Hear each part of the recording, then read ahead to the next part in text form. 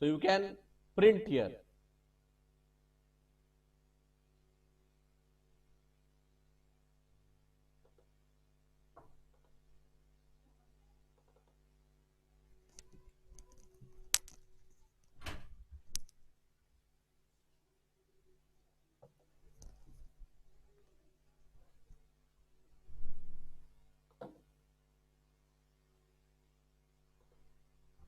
So is everybody there inside the room?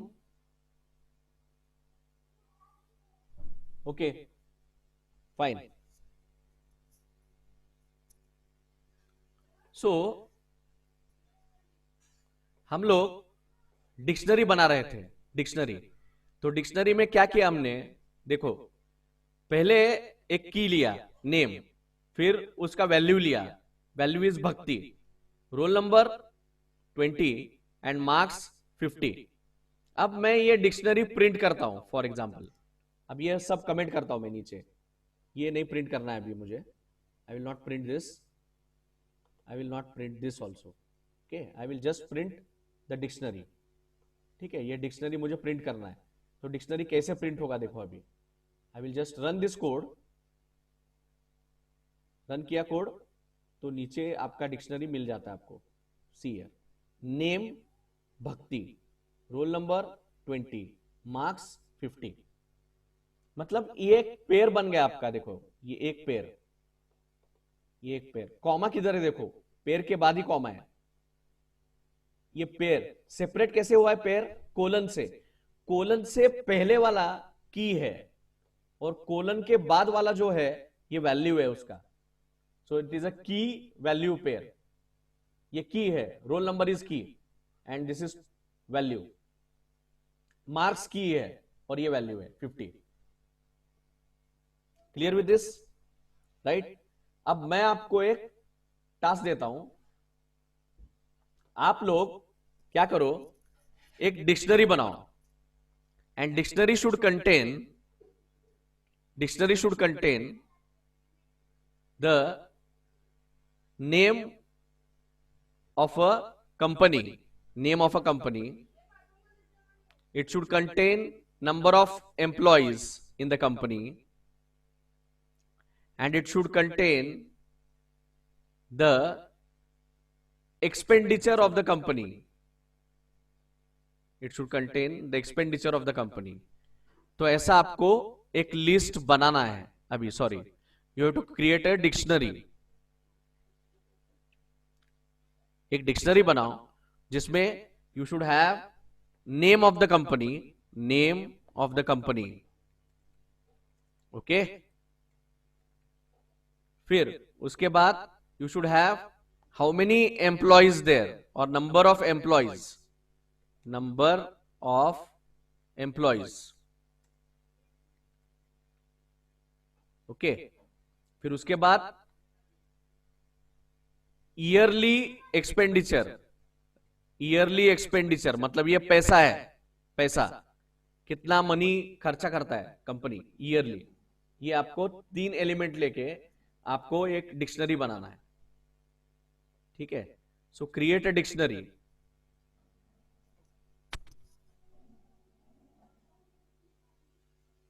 I will give you some time for this.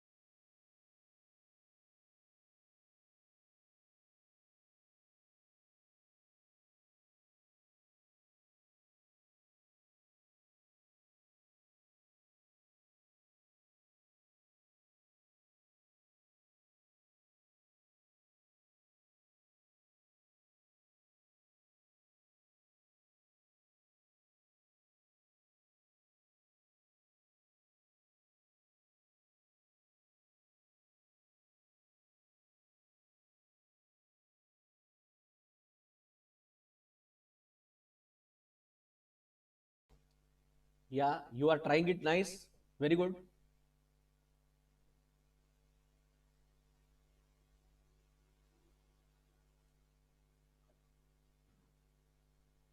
Yes, correct, go ahead,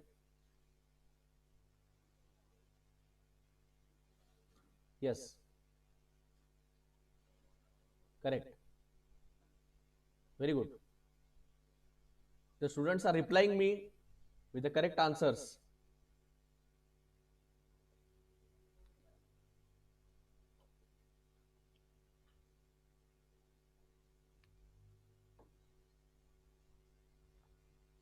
right, तो देखो मैं यहां पे बनाता हूं name. For example name mind tree. Okay, mind tree, mind tree is the name of the company. फिर यहां पे number of employees, number number of employees, employees, where number of employees is equal to, suppose I say 20,000, 20,000, and then the yearly expenditure of the company. So yearly expenditure, EXP, is somewhere around 5 billion. 1 2 3 4 5 6 7 8 9 10. So 10 zeros after 5. So this is the expenditure of the company yearly, right? Correct, very good. So many students have replied me with the correct answers, and their creation is also correct. The creation is also correct. So this is a dictionary where I have created a dictionary out of name of the company, number of employees, and then experience in years. Experience in years. Correct है? And sorry, yearly expenditure. Then click on it. You will be just getting name mind tree, number of employees 20,000, yearly expenditure is somewhere around 10 zeros on 5. So it is 50 into 10 raised to 9, 50 billion rupees.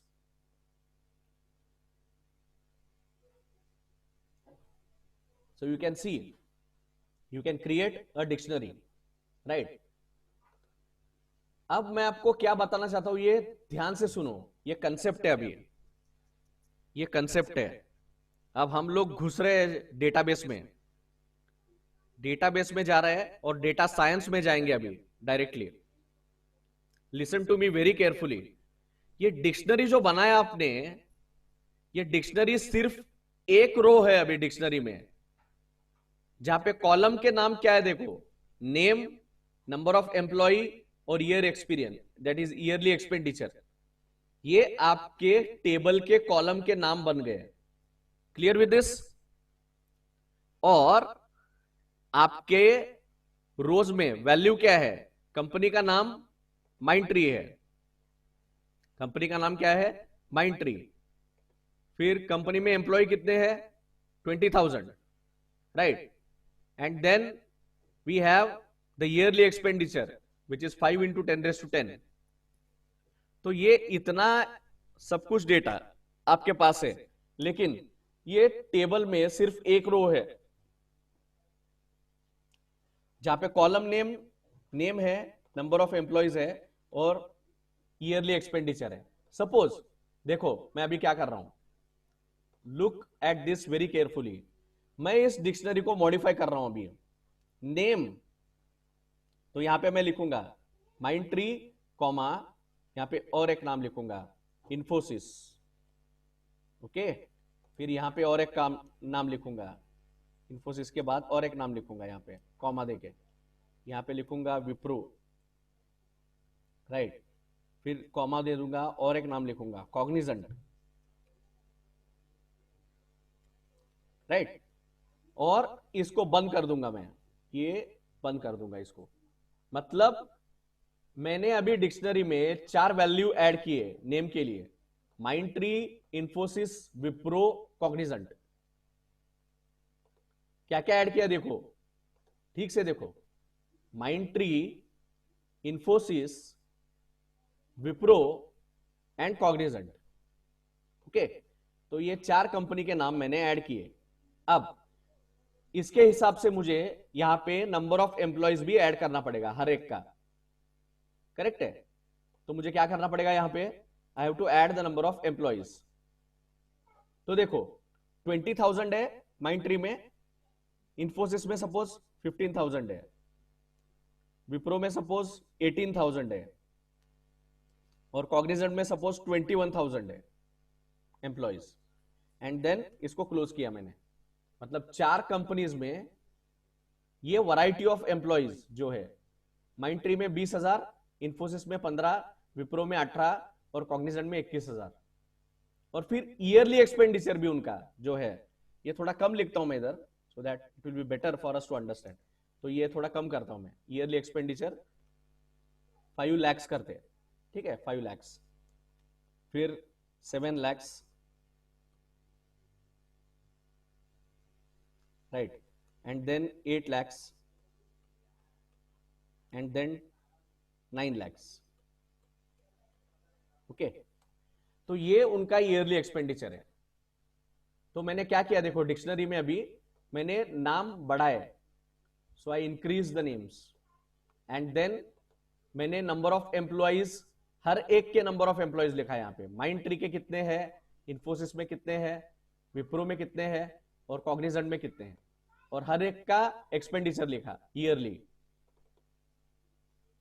Right, 5 lakh, 7 lakh, 8 lakh and 9 lakh. अब मैं इस dictionary को print करता हूं dictionary को, right. तो अभी क्या कर रहा है, एरर दे रहा है। क्यों एरर दे रहा है पता है? Can anybody tell me why is it giving me error now? Anyone? Error क्यों दे रहा है? ये सिंटैक्स एरर है एक्चुअली।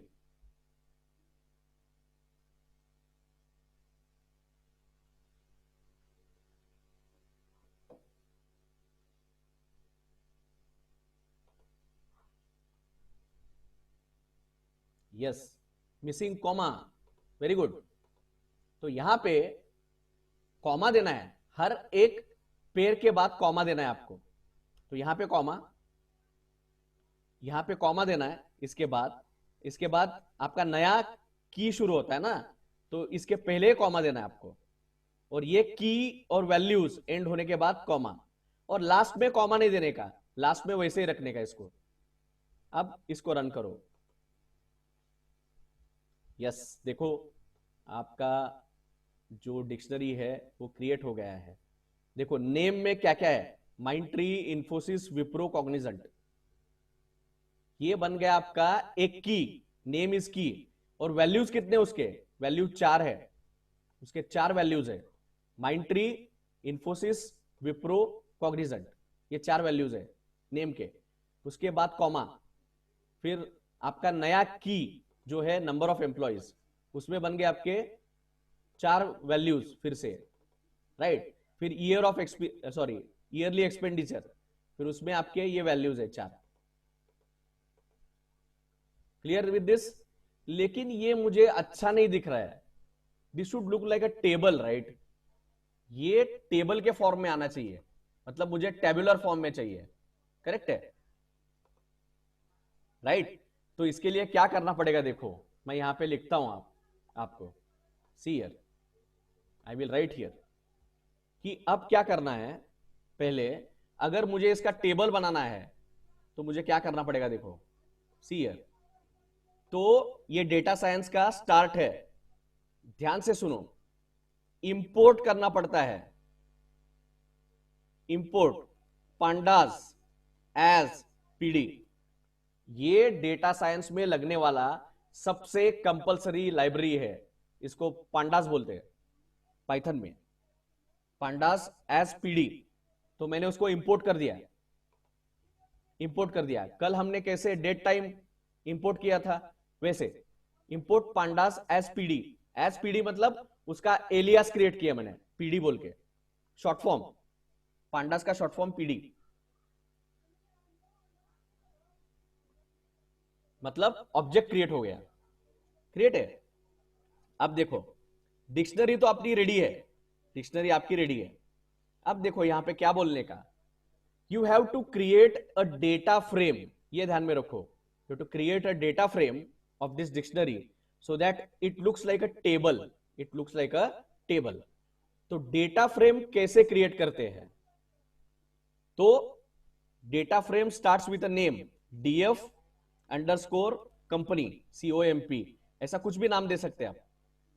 मैंने फॉर एग्जांपल दिया नाम DF underscore company is equal to, तो आपको लिखना है पीडी, पीडी मतलब ये ऊपर वाला पीडी जहां आपने इंपोर्ट किया है पांडास को,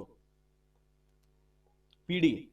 अब आपको क्रिएट करना है डेटा फ्रेम, तो डॉट दे दो पीडी के बाद। अब डी लिखो, अब डी लिखने के बाद देखो वो क्या देता है, डेटा फ्रेम पहला ही आया इधर, you can see data frame. So data frame मतलब टेबल, अंडरस्टैंड, टेबल मतलब रोज और column, tables are nothing but rows and columns. Are you understanding it everybody? Right. तो डेटा फ्रेम क्रिएट किया, लेकिन डेटा फ्रेम किसका create करना है? Dictionary का। तो इसको इनपुट दे दो अंदर, दिस डिक्शनरी। तो मैंने जो भी डिक्शनरी यहां पे क्रिएट किया ना अभी, दिस डिक्शनरी, ये मैंने इसको इनपुट दिया ना अंदर, इसको इनपुट दिया अंदर। तो उसको बोला कि मुझे जो दिख रहा है ना वो मुझे ठीक नहीं लग रहा है, मुझे टेबल में दिखा, थोड़ा टेबल में। Are you getting me? तो टेबल में दिखाएगा अभी वो। तो अभी आगे क्या बोलूंगा मैं? प्रिंट। अभी आगे इसको प्रिंट करूंगा ना मैं, किसको? डेटा फ्रेम को। तो डेटा फ्रेम को अगर प्रिंट करना है मुझे, so I will print it like this. See, ये देखो हमने डेटा फ्रेम तो क्रिएट किया इधर, करेक्ट है। So we have to print data frame now. तो प्रिंट डिक्शनरी को मैं कमेंट करता हूं, मैं डिक्शनरी प्रिंट नहीं करूंगा लेकिन डेटा फ्रेम प्रिंट करूंगा। So DF underscore company is my data frame. Clear है? अब ये डिक्शनरी प्रिंट नहीं होगा, क्या प्रिंट होगा? Data frame. देखो कैसे दिखता है अभी डेटा फ्रेम। ओके ग्रेट, ये देखो अब मुझे अच्छा लग रहा है यार, बिकॉज अब तक क्या कर रहा था मैं पता ही नहीं था, अब मैं क्या कर रहा हूं ये पता है। मैं एक्चुअली डिक्शनरी कर रहा हूं, मतलब क्या कर रहा हूं? I am actually forming table of columns, जिसमें कॉलम नेम है, नंबर ऑफ एम्प्लॉइज है और ईयरली एक्सपेंडिचर है। और ये इंडेक्स वो ऑटोमेटिक बनाता है, रो का इंडेक्स है ये पहला रो देखो क्या है, 0, Mindtree 20,000 और ये 5 लाख। मतलब क्या है कि Mindtree ये कंपनी का नाम है, लेकिन इसका इंडेक्स बन गया 0, स्टार्ट 0 हो गया इंडेक्स का। Are you getting me? Mindtree, फिर 20,000 नंबर ऑफ एम्प्लॉइज और 5 lakh is yearly expenditure. Clear with this? Is it clear? अब दूसरा मैंने नंबर एंटर किया था, दूसरा कंपनी जो एंटर किया था यहां पे ऊपर, ये देखो दूसरा कंपनी इंफोसिस है। इंफोसिस का नंबर ऑफ एम्प्लॉय 15,000 है और उसका ईयरली एक्सपेंडिचर है 7 लाख रुपीज। तो यहां पे देखो नीचे टेबल में इंफोसिस 15,000 एम्प्लॉइज और ईयरली एक्सपेंडिचर उसका है 7 लाख। तो ये बन गया आपका टेबल, सब कंपनीज का टेबल बन गया इधर। तो ये कैसे बनाते हैं टेबल?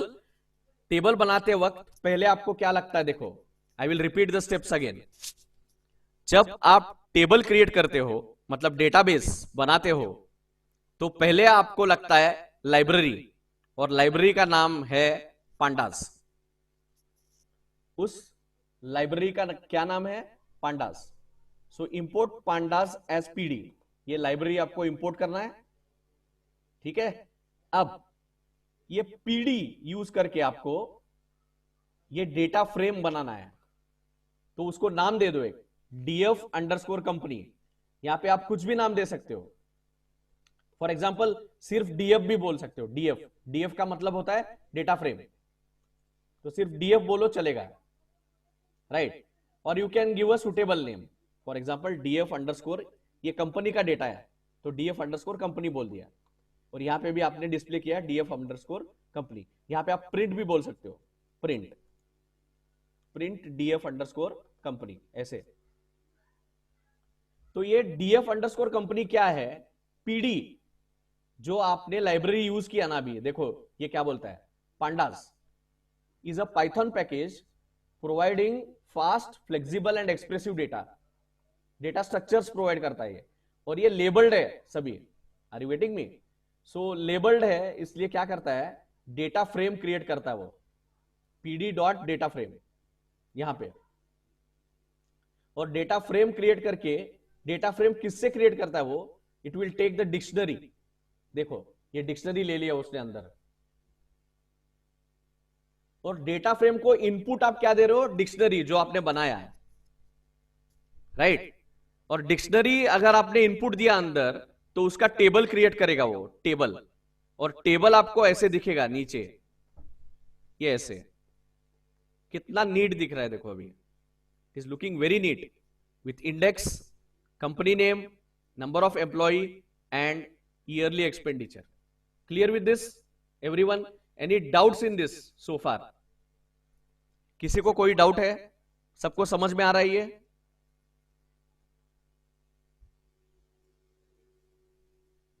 या प्लीज रिप्लाई मी, सबको समझ में आ रहा है कैसे टेबल क्रिएट होता है, डेटा फ्रेम?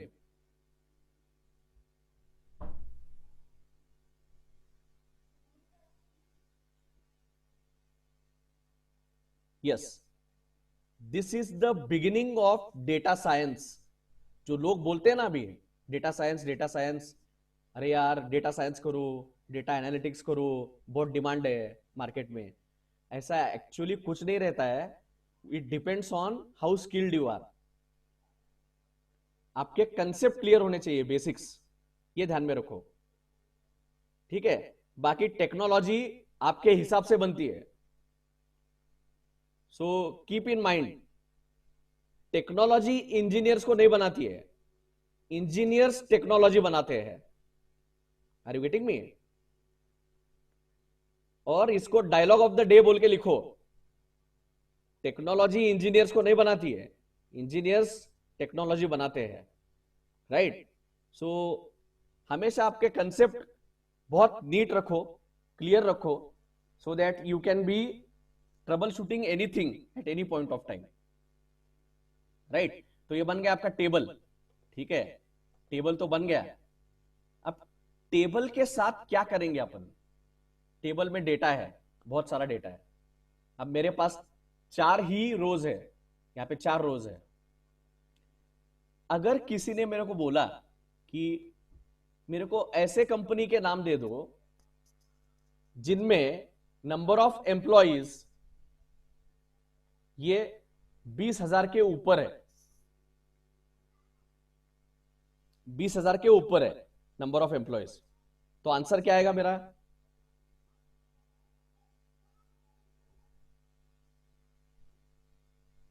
किसी ने मुझे पूछा फॉर एग्जांपल कि नंबर ऑफ एम्प्लॉइज कौन से कंपनी में 20,000 के ऊपर है, मोर देन 20,000, तो मेरा आंसर क्या आएगा? कॉग्निजेंट, करेक्ट है? I will get the answer as what? Cognizant, because Cognizant has 21,000 employees, आपको दिख रहा है यहां पे, राइट? 21,000 एम्प्लॉइज है Cognizant में। तो अब ये प्रोग्राम बना के आप यूजर को कैसे बताओगे? प्रोग्राम बनाना है आपको कि इस टेबल में ऐसी कंपनी चुनो जहां पे नंबर ऑफ एम्प्लॉइज 21,000 से ज्यादा है, सॉरी 20,000 से ज्यादा है, राइट? तो आपको क्या करना पड़ेगा? एक कोड लिखना पड़ेगा अभी यहां पे, राइट? तो कोड क्या होगा देखो, सी हियर। तो कोड ऐसा होगा, पहले फिल्टर लगाना पड़ेगा आपको, are you getting me? Filter लगाना पड़ेगा पहले। कौन सा फिल्टर? फिल्टर मतलब क्या कि आप अभी डेटा फिल्टर कर रहे हो, मुझे आंसर सिर्फ क्या चाहिए? ये चाहिए, कॉग्निजेंट, करेक्ट है? तो मुझे सिलेक्टेड कॉलम क्या चाहिए, सिलेक्टेड कॉलम, सिलेक्टेड कॉलम जो है ये क्या चाहिए मुझे, सिलेक्टेड कॉलम ब्रैकेट में लिखता हूं मैं, I will write the name of the column, it is name. मुझे सिलेक्टेड कॉलम चाहिए name, are you waiting me? Selected column कौन सा चाहिए मुझे, नेम चाहिए, क्योंकि मुझे नेम ऑफ द कंपनी चाहिए, right? So selected column should be equal to what, name. Understand this very well, कि आपको क्या चाहिए इसके ऊपर बहुत सारा डिपेंडेंट है, डेटा फिल्टर करना है, कैसे फिल्टर करना है डेटा।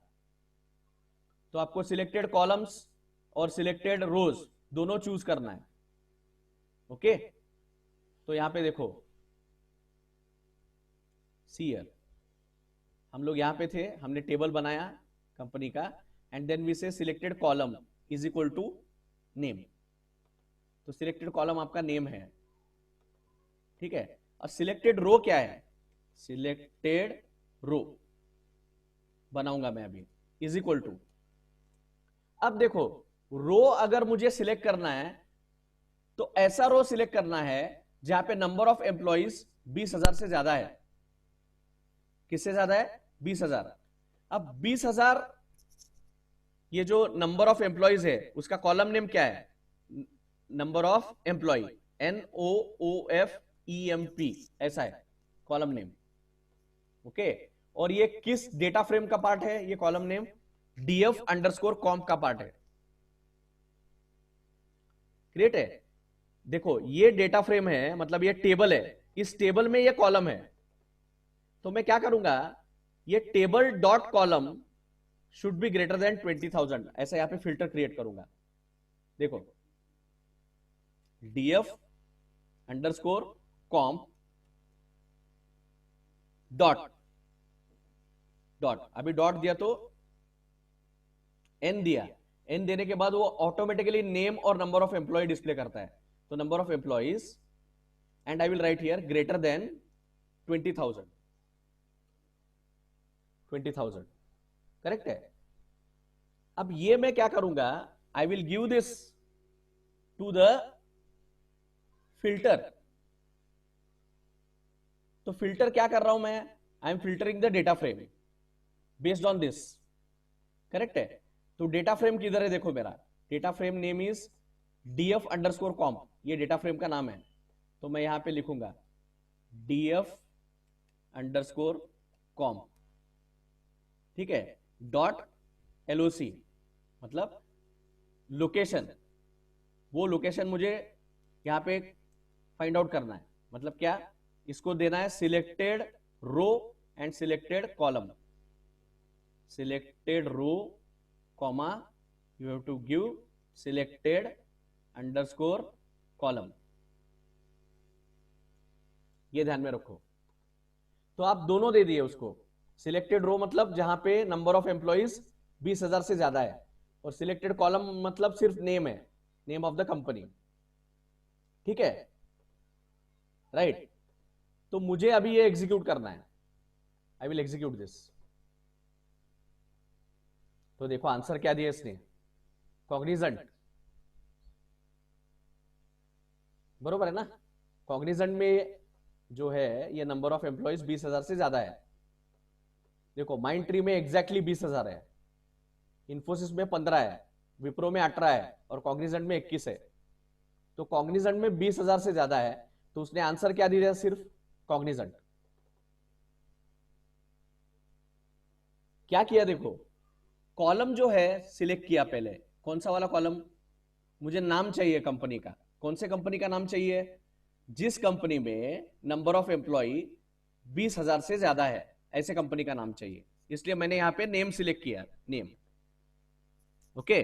फिर सिलेक्टेड रो, सिलेक्टेड रो, अब रो कैसा चाहिए मुझे, रो ऐसा चाहिए कि जहां पे DF_comp, मतलब ये डेटा फ्रेम है आपका, डॉट, मतलब देखो डेटा फ्रेम मतलब टेबल का नाम है आपका, ये ऊपर आपने क्रिएट किया data frame out of the dictionary, तो ये टेबल, ये टेबल को मैं डेटा फ्रेम बोलता हूं, या फिर नॉर्मली इसको डेटा फ्रेम ऐसा बोलते हैं टेबल को। तो ये डेटा फ्रेम में ये कॉलम है नंबर ऑफ एम्प्लॉइज, तो ये कॉलम का वैल्यू 20,000 से ऊपर अगर है तो ऐसा नाम डिस्प्ले करो। तो सिलेक्टेड रो क्या होना चाहिए, df_com dot number of employ, मतलब वो कॉलम का नाम, ये करेक्ट ले लो बहुत, this should be correct, and greater than what 20,000। तो आपका सिलेक्टेड कॉलम आ गया, सिलेक्टेड रो आ गया। अब ये पास करो इसका लोकेशन df_com डॉट लॉग। तो ये मेथड है, ये ऑब्जेक्ट है आपका, जो आपको रो और कॉलम इंडेक्स से रिटर्न करता है। तो ये इंडेक्स बन गया आपका selected row and selected column. Selected row क्या है, 20,000 से ज्यादा चाहिए तो वो रो सिलेक्ट करेगा। तो कौन सा रो सिलेक्ट किया उसने, कॉग्निजेंट वाला, करेक्ट है। फिर उसमें कौन सा कॉलम सिलेक्ट किया, सिलेक्टेड कॉलम, नेम है, तो नेम मतलब सिर्फ कंपनी का नाम, बाकी कुछ नहीं। Are you getting me? तो मतलब उसने डिस्प्ले करते वक्त सिर्फ कंपनी का नाम डिस्प्ले किया है, करेक्ट है। So it has displayed only the name of the company. So here your answer is name of the company only. Clear with this, right? ये देखो आपको सिर्फ कंपनी का नाम मिल रहा है, राइट? ओके, अब ये मैं आपके सामने रखता हूं और एक क्वेश्चन पूछता हूं आपको। Display the name of the companies where the yearly expenditure is less than 9 lakhs, is less than 9 lakhs। तो कैसे करोगे? Display the name of the companies where the yearly expenditure is less than 9 lakhs.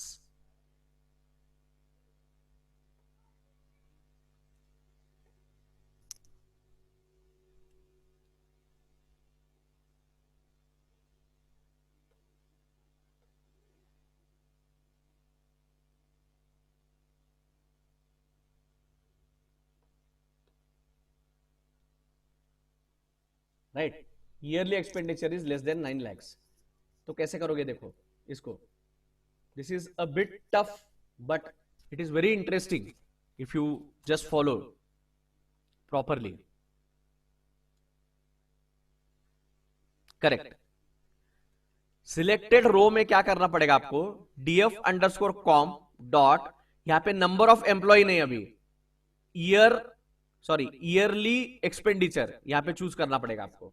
So I will choose y here, it will automatically give me yearly expenditure greater than what, less than 9 lakh। तो यहां पे मैं less than 9 lakh, 9 1 2 3 4 5, so less than 9 lakh है, correct है। And then I am going to select the row and column. Row मतलब सिर्फ नाम। तो देखो 9 लाख से कम कौन कौन है, आपका आंसर क्या होना चाहिए, आंसर क्या होना चाहिए बताओ मुझे, आंसर क्या आना चाहिए आपका, एक ही कंपनी डिस्प्ले होना चाहिए कि एक से ज्यादा?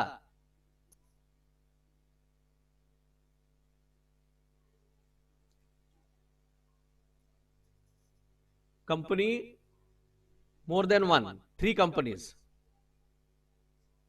yes, because Mindtree has 5 lakh, Infosys has 7 lakh and Wipro has 8 lakh, and all these 3 expenditures are less than 9 lakhs, are less than 9 lakhs। तो आपका आंसर आना चाहिए Mindtree, Infosys, Wipro।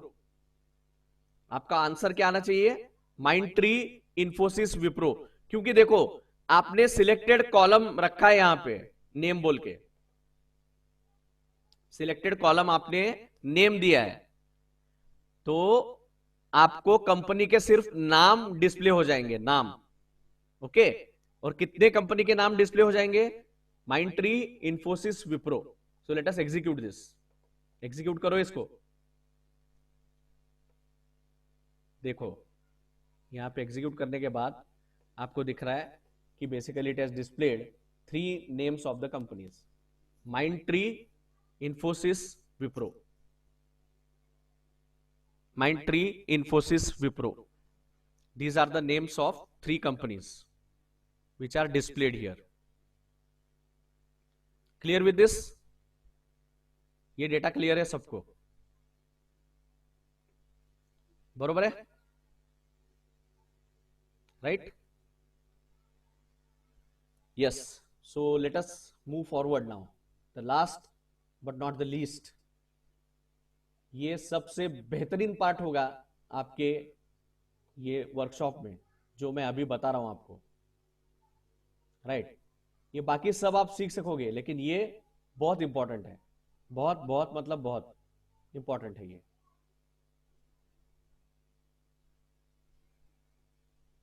ओके, अब देखो सबसे इंपॉर्टेंट पार्ट, ये last चीज है जो मैं आपको बताना चाहता हूं।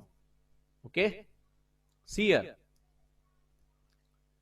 आप कोई भी डेटा फ्रेम अगर बनाना है तो either you can create a data frame from dictionary and create a table, और you can actually read a CSV file. CSV मतलब कॉमा सेपरेटेड वेरिएबल्स और कॉमा सेपरेटेड वैल्यूज। ओके, ये फाइल आपको कहीं पे भी मिलेगा इंटरनेट पे। फॉर एग्जांपल देखो, मैं यहां पे क्लिक करता हूं बाजू में, यहाँ पे फोल्डर पे क्लिक करता हूं बाजू में, तो मेरे पास यहाँ पे एक 4-5 CSV फाइल है। तो क्या करने का प्रोसीजर बोलता हूं मैं, इंटरनेट से CSV फाइल डाउनलोड करो।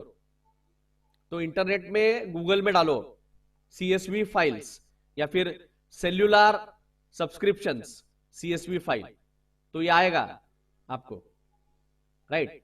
फॉर एग्जांपल अगर मैं इसको रिमूव करता हूं यहां से, डिलीट, तो डिलीट कर दिया मैंने, इसको डिलीट किया, इसको भी डिलीट किया यहां से, इसको भी डिलीट किया, डिलीट दिस, और इसको भी डिलीट किया। ये सैंपल डेटा को डिलीट मत करो क्योंकि ये फोल्डर है, गलती से भी इसको डिलीट नहीं करने का। ओके, इसको डिलीट कर दिया तो गया फिर सब। ओके, तो अपलोड बोलो यहां पे, अपलोड। तो पहले क्या करो, आपके पास जो एक्सेल में CSV फाइल में जो डेटा अवेलेबल है वो ले लो। फॉर एग्जांपल सेल्यूलर सब्सक्रिप्शन, ये मेरे कंप्यूटर में स्टोर्ड है, तो इसको मैं उठाता हूं यहां से, राइट? तो ये लोड हो गया इधर, ये लोड हो गया, करेक्ट है?